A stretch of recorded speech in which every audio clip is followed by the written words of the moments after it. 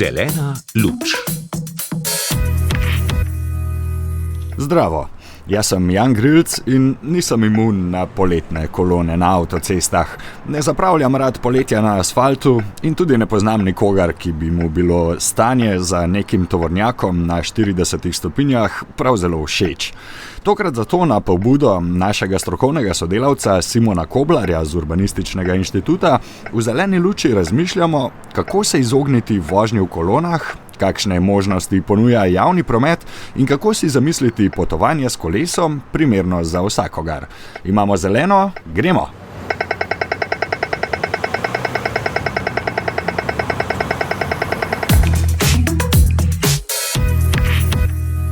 Simon Koblar, pozdravljen spet v studiu. Žuja. Ko pogledava ven, lahko tako čez prst ugotoviva, da tole izgleda kot poletje. Vemo, da je poleti promet drugačen. Si ti ta teden na poteh v službo že opazil kakšne spremembe? Ja, v bistvu največjo spremembo sem prejšnji petek opazil, ker se z vlakom vozim v službo na območju Brezovice, sta železniška proga in avtocesta zelo skupaj, tako da imam v bistvu priložnost iz vlaka, iz varne razdalje opazovati zastoje. In ker je bil podaljšan vikend binkoštni za Nemce in Avstrijce, je bilo ogromno nemških in avstrijskih avtomobilov, ki so se na Hrvaško v bistvu nekako počasi premikali na dopust. Zraven so bili pa seveda pomešani tudi vsi Slovenci, ki so se vračali iz služb domov, tako da stanje ni izgledalo prav zelo rožnato. Lahko bi rekli popolna nevihta. Ja, kot rečeno, poleti se promet povsem spremeni. Kaj nam o potovalnih navadah, predvsem v tem delu Evrope, povedo podatki? Ja, zdaj lahko bi analizirali podatke, lahko tudi samo prižgamo Vlal 202 in zelo hitro bojo kakšne prometne informacije, bomo slišali zastoj tukaj, zastoj tam. Če strnemo, večina ljudi se odpravlja na dopust z avtomobili in večina ljudi se odpravi na dopust v poletnem času. Posledično je na cestah ogromna gneča, če pa to še združimo z nekimi vsakodnevnimi gnečami na cesti, ki so pač del neke dnevne mobilnosti, je pa potem recept usoden za naše ceste, zadeva obstane. Če pogledamo ožje, ne vem, čistko v Sloveniji, lahko nekako ugotovimo, da je neko pakiranje prtljage v avtomobil in preverjanje stanja na cesti nek tak nacionalni šport, potem se pa lahko še kasneje hvalimo, kakšno količino prtljage nam je uspelo spraviti v naš avtomobil in tako naprej. Vsi vemo, kako poletje vpliva na slovenske ceste, če malo tako šaljivo poenostaviva. Varnostne razdalje se znatno zmanjšajo, čas potovanja se znatno podaljša, število izrečenih kletvic na potniški kilometer skoči v nebo, pa tudi asfalt je bolj vroč. Torej, vse skupaj je čudovito, ampak če se nehava šaliti iz resnih stvari, kaj pa lahko rečemo o tem, kako odločitev za odhod na dopust z avtomobilom vpliva na posameznika? Mislim, poleg prej omenjenih kletvic in vsega tega, je potrebno omeniti tudi, da je dopust z avtomobilom lahko zelo drag, predvsem zaradi nekih skritih stroškov. Ne smemo zdaj razmišljati samo v tistem gorivu, ki ga bomo porabili, ali pa cestnini, ki jo bomo plačali, trajekt morebiten in tako naprej. Zato, ker pogosto se namreč zgodi, da ravno tem potrebam enkrat na leto prilagodimo nakup recimo avtomobila, kupimo se večji avtomobil, dražji avtomobil, zato da bomo to pot enkrat na leto lahko nekako se nam zdi udobno prepotovali, hitro prepotovali, sicer potem se izkaže ponavadi, da ne. Čeprav to, da klima dobro deluje, to je mogoče pa res pomembna vrlina sodobnih avtomobilov. Ampak potem posledično se bomo celo leto okrog vozili tudi na nekih krajših razdaljah s prevelikim avtomobilom, ki bo imel višjo porabo goriva, težje bomo parkirali in tako naprej, ker je res nek tak svojevrsten paradoks, kako enemu potovanju na leto prilagodimo potem naše delovanje skozi celo leto. Posledično pa lahko tudi vidimo, predvsem za Slovenijo, recimo, da se to tudi odraža v deležu družinskih izdatkov, ki jih namenjamo mobilnosti, pri čemer smo na neslavnem prvem mestu med državami članicami EU, ker namenjamo največji delež družinskih izdatkov za predvsem osebna vozila in za druge dele mobilnosti. Zdaj, zanimivo mogoče tukaj iz tega vidika, če razmišljamo o velikosti avtomobila in tako naprej, je to, da pogosto razmišljamo, recimo v tujini, gremo z letalom nekam, najamemo tam avtomobil. To se nam zdi nekaj povsem normalnega. To, da bi pa najel avtomobil za tedenski dopust na Hrvaškem, namesto da si kupimo recimo nek velik, drag avtomobil, ali pa pogosto je tudi recimo razlog, zdaj ko ljudje razmišljajo, bi si kupil mogoče nek manjši električni avtomobil, potem hitro ugotovi, da mogoče za pot na Hrvaško za en teden bo pa ta avto premajhen, pa da bo doseg premajhen, torej električni avtomobil ne bo ustrezal. Na eni poti v letu, mogoče za vseh ostalih poti v celem letu bi bil ustrezen, ampak se potem na podlagi tega odločimo za recimo dražjo, tudi okoljsko bolj problematično izbiro. Ja, in bi bilo dobro obrniti logiko, verjetno. Ne? Mislim, če ne drugega, je mogoče pametno vsaj razmisliti o alternativah, pogledati, koliko bi nas pa zdaj mogoče stal rentakar za en teden, lahko si takrat potem izberemo ustrezno velik avto, točno toliko velikega, kot potrebujemo, polni kaskov, se to dobimo zraven, ukalkuliramo to te stroške, primerjamo s tem ostalimi, saj da imamo potem recimo neko alternativo. V redu, razmislimo torej o možnih alternativah.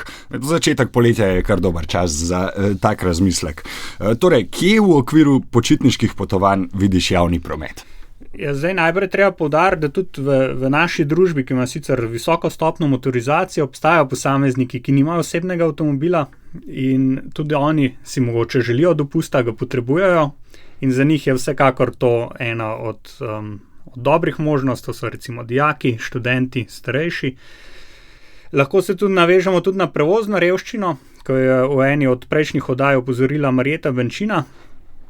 Zopet, si lahko privoščimo recimo vsaj enodnevni oddih ali pa mogoče pa nekaj dnevni in če bi ta pot recimo predstavljala mogoče recimo nakup avtomobila ali nek tak strošek, je to lahko pomemben del stroška, če se pa odločimo za javni prevoz, če je ta na voljo, je pa to lahko potem bistveno ceneje, predvsem pa bistveno manj stresno, ker ne bomo razmišljali, ali bo vmes se avto pokvaril, pa bomo imeli avtovleko in vse stroške povezane s tem, ampak dejansko smo lahko brez skrbi, da bomo lahko tam nekako preživeli dan, dva, kolikor si bomo že lahko privoščili tega dopusta. Ja, zdaj tukaj bi pa poudaril, da v bistvu večina Slovencev ima vsaj neko možnost recimo potovanja do nekih večjih turističnih krajev z javnim potniškim prometom, seveda težave tistih recimo 10%, ki sploh ne morejo priti do prvega postajališča JPP, ker so preveč oddaljeni, ampak vsi ostali, mogoče povezava ne bo časovno najbolj konkurenčna, ampak tudi v tem primeru bi jaz svetoval, da se tudi preveri recimo alternative med vlakom in med avtobusom, čisto konkretno recimo primer Ljubljana-Koper, avtobus je na vsako uro, potovalni čas je krajši, vlak je pa v bistvu imaš samo 2 povezavi na dan, pa še daljši potovalni čas, tako da je smiselno za vsako relacijo najprej obe varianti preveriti, zato da ne bomo šli ravno z najpočasnejšo, potem bomo pa jezni, da je pot trajala predolgo časa. Ja, in tudi svetovni splet ponuja kar precej različnih agregatov, ki ti že sami od sebe združijo vse različne možnosti na enem koncu in lahko primerjaš tako glede cene kot časa potovanja, kaj ti najbolj ustreza. Do zdaj sva govorila nekako o potovanjih v bližino, kaj pa tujina, morda malo bolj oddaljene destinacije? Ja, dostopni so tudi drugi kraji, recimo, če najbolj popularno Hrvaško pogledamo, recimo Flixbus, verjetno so tudi kakšne druge povezave, ampak ta je zdaj nekako zagregiral vse ponudnike skupaj. Imamo ogromno turističnih krajev tudi na Hrvaškem dostopnih direktno iz Ljubljane, ali pa mogoče kasneje posredno lahko z nekim prestopom na neko lokalno avtobusno povezavo, pa dostopamo praktično že skoraj do vseh turističnih krajev po hrvaški obali. Tako da to je ena alternativa, če nimamo avtomobila ali ne želimo, ali pa si pač ne želimo neke dolge vožnje delati in tako naprej. Lahko tudi z avtobusom pridemo na morje, en teden dol preživimo in se lepo v miru vrnemo nazaj. Po drugi strani imamo tudi možnost z vlakom do večine večjih mest v okolici, posledično pa, ker gre za večja vozlišča, imamo pa v tam možnost potem prestopa praktično po celi Evropi potem naprej. Če rečemo neka večja vozlišča, če pridemo do Züricha, če pridemo do Münchna, se nam potem dejansko vrata v svet ali pa vsaj v večji del Evrope odprejo. Do zdaj sva govorila le o spremembi prevoznega sredstva. Moram reči, da mi je že večkrat ob kakšnem večurnem stanju v koloni padlo na pamet, da bi spremenil način dopustovanja že samo zato, da mi ne bi bilo treba ure in ure pritiskati sklopke v kakšnem tako čudovitem okolju, kot je recimo avtocesta. Kaj pa drugačen koncept dopusta? Ja, seveda tudi to je možno. Zdaj, če citiram Nejca Zaplotnika, da je pot pomembnejša od cilja, potem nam lahko pot že postane v bistvu dopust. In v tem primeru je recimo možnost potovanja s kolesom, kjer dejansko med potovanjem že dopustujemo in ko pridemo na cilj, v bistvu zaključimo z dopustom ali pa ostanemo tam mogoče dan, dva, ampak dejansko nam tisti končni cilj niti ni toliko pomembno je v bistvu, kako smo prišli do tja. In namesto, da čez pol Evrope vozimo kolesa na avtomobilu, lahko že prvi dan začnemo s kolesarjenjem, že prvo minuto našega dopusta in potem prikolesarimo do cilja in se vrnemo domov. Za poslušalce, Simon ima zdaj le tak širok nasmeh na obrazu in to zato, ker Simon zelo rad gre s kolesom na dopust. To bova povedala zdaj le. Zato bi te vprašal, za koga so primerna potovanja s kolesom po tvojih izkušnjah? V resnici so primerna praktično za skoraj vse, tudi ko sem srečeval ljudi na potovanjih, so bili zelo različni. Prilagodiš si svojim željam in sposobnostim, tako da lahko gre to za dvodnevno kratko potovanje z električnim kolesom, kjer boš prespal v hotelu, lahko pa tudi konec koncev greš okrog sveta, lahko tudi v rekordnem času, bomo potem kasneje v priporočilih dali eno dobro priporočilo, ampak dejansko ni neke omejitve, kolo je res lahko do trgovine, do prve pekarne ali pa okrog sveta ali pa vse kar je vmes. In glede na tip kolesa, ki ga zberemo, lahko smo na električnem, lahko na cestnem, gorskem, imamo ogromno nekih različnih možnosti in si to dejansko res potem prilagodimo željam, potrebam in sposobnostim. In ni nujno, da je divje naporno. Kot vem, vi s kolesom potujete tudi z družino. Katere pomembne odločitve je dobro sprejeti že pred potovanjem, denimo? Ja, zdaj neka ključna odločitev, ki vpliva tudi na to, koliko prtljage bomo imeli, je recimo, kje bomo prespali. A bomo spali v hotelih ali pa recimo nekih privatnih nastanitvah, ali gre za kampiranje.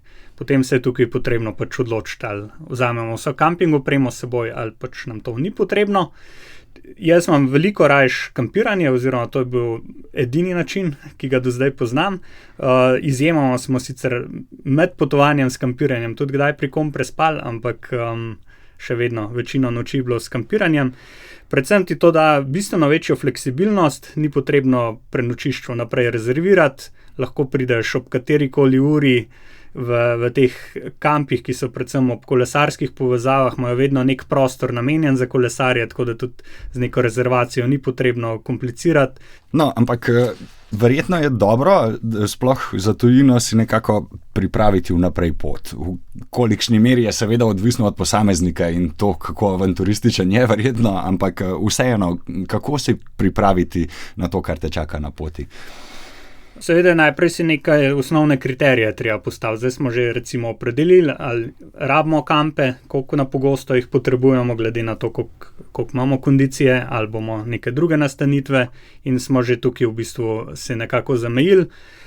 Bolj pomembno se mi zdi pa mogoče celo to, da se odločimo, kako mirno ali oziroma varno potovanje si želimo, ali si res želimo po nekih urejenih kolesarskih povezavah kolesariti, kjer bo pač bolj umirjeno, bolj varno, po drugi strani bo mogoče hitrost potovanja malenkost nižja in omejeni bomo mogoče z nekimi destinacijami, recimo, kot sem pred leti potoval po Bosni, sem lahko pač tudi čez Mostar potoval, po varni kolesarski povezavi se tja pač žal ne da priti, tako da to pač potem vpliva recimo na destinacije, ki jih lahko obiščeš, ampak je v Evropi dovolj tudi možnosti po varnih kolesarskih povezavah tudi potovati, tako da lahko recimo si najdemo neko ustrezno relacijo.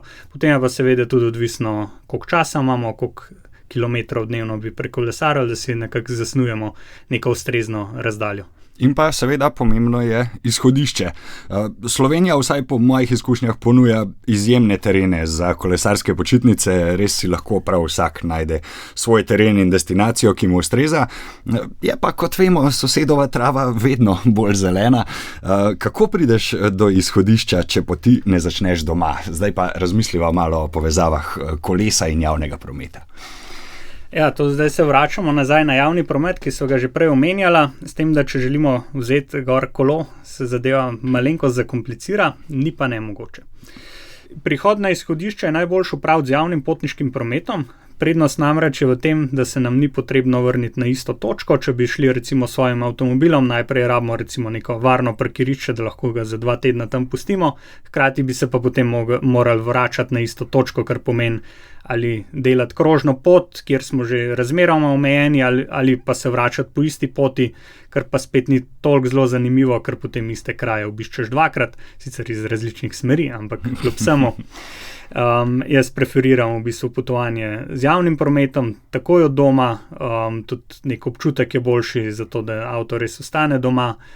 Prideš na izhodišče in potem, ko se vračaš, spet poiščeš povezavo, iz kje boš šel domov, pri čemer je smiselno oziroma je res dobro vnaprej si tudi rezervirati vozovnice za vlak, vozovnico tudi za kolo rezervirati, zato predvsem, ko se vračamo, če imamo recimo že naslednji dan ali čez 2 dni službo, da vemo, da se bomo lahko vrnili domov in nekako zaključili potovanje. Ja, morava pa ob tem opozoriti, da v Sloveniji ni nujno, da boste na vlaku vedno lahko dobili prostor za vaše kolo, ker slovenski vlaki imajo omejeno kapaciteto koles, ki jih lahko sprejmejo in včasih tudi je tistih čakajočih več kot prostora na vlaku. Res je, ja, predvsem na najbolj turističnih relacijah. V tem primeru vedno je smiselno preveriti na spletni strani Slovenskih železnic, katera vrsta vlaka bo peljala. Recimo te novi Stadler vlaki imajo več prostora za kolesa, kot pa te Siemensi trdeči, če tako rečem.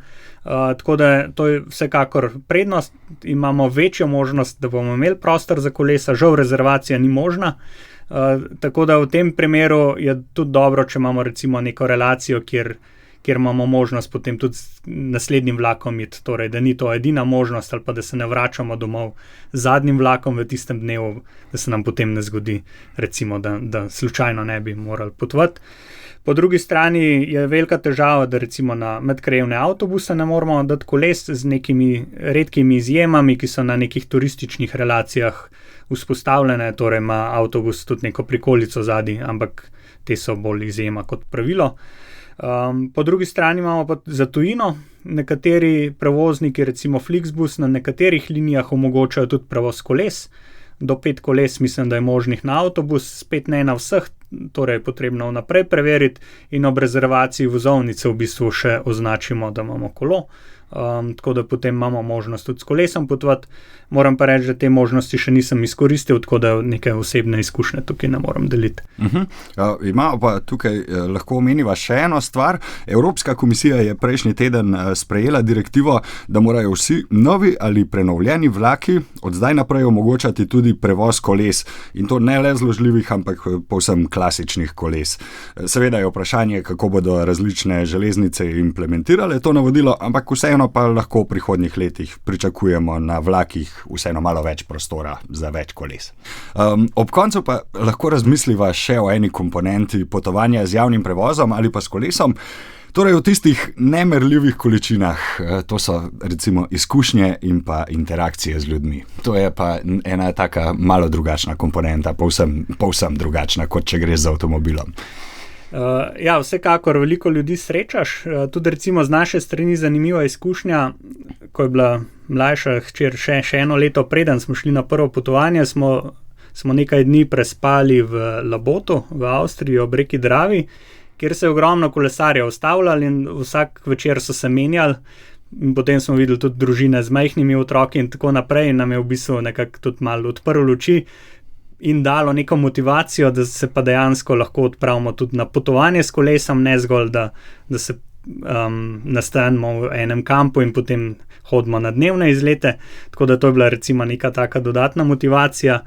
Po drugi strani pa zelo zanimivo, to je mogoče bilo še bolj nekako v preteklosti, so se pa tudi neke spletne strani, neke skupnosti vzpostavile, predvsem za neke kolesarje, ki niti niso v kampih kolesarili, ampak so tako recimo na divje kampirali in tako naprej, da si pa vsakih nekaj dni recimo pri nekem kolesarju, pri njemu doma prespal, si dobil topel tuš, si se stuširal neko večerjo in potem delil zgodbe in naslednji dan si lepo nadaljeval in ta skupnost je v bistvu nekako deluje tako, da ko si ti na potovanju, gostiš pri nekom, ko si pa doma, pa drugi gostijo pri tebi. No, v skladu z današnjo temo pogovora pa ima Simon na zalogi še eno priporočilo. Prosim, Simon.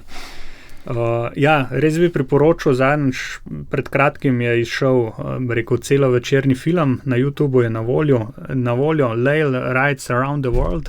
Gre za rekordni podvig kolesarjenja okrog sveta. Kako je gospa v 108 dneh in 12 urah in 12 minutah prekolesarila 29.169 km, pri tem, da je vso prtljago vozila sama, kolo si je tudi sama popravljala in tako naprej. Imela je sicer deloma spremljevalce na poti, obstajalo je pa pravilo, da voziš samo za njo, ne pa pred njo. Torej, nobenega zavetarja. Zelo zanimiva je bila recimo njena izkušnja v Belgiji. Je rekla, nekaj moških, ogromnih je kolesarilo za njo, veter je pihal, ona je kolesarila tako res počasi in je rekla, verjetno jim je bilo res dolg čas, ampak so kar vztrajali za menoj. Odlično. Ampak kaj bi poudaril pri tem je to, rekord je impresiven, ampak kaj mene še najbolj impresioniralo je to, da je bila ona ves čas nasmejana. V tem filmu, ko ga gledamo, dejansko res imela ves čas nasmešek na obrazu, srečevala je tam ljudi, vedno je bila dobre volje, pogovarjala se z ljudmi, kar se mi zdi res nek tudi drug pristop. Ne samo, da podreš rekord, ampak celo uživaš v tem. Odlično. Torej, na spletno stran in med zapiske podcasta bova pripela tudi povezavo do tega filma, ki bo, verjamem, za poletne dni, ko je kolesarstvo v ospredju tudi na tekmovalen način, ne le tisti rekreativen, verjamem, da zelo prijeten ogled. Tako, skozi še eno zeleno luč smo se zapeljali v počitniški maniri, brez hitenja in predvsem z iskanjem doživetij, ne pa učinkovitosti. Med zapiske podcasta s Simonom Koblarjem z Urbanističnega inštituta, ki si je zamislil tokratno oddajo, pripenjava še nekaj uporabnih povezav za načrtovanje potovanja. Jan Grilc vam privoščim mirne poti in mirne živce na cestah, vsekakor pa priporočam tudi razmislek, če se je res na vsako pot treba odpraviti z avtomobilom. Želim vam čim več zelenih luči na vaših križiščih. Pozdrav! Zelena luč. Podcast o mobilnosti 21. stoletja.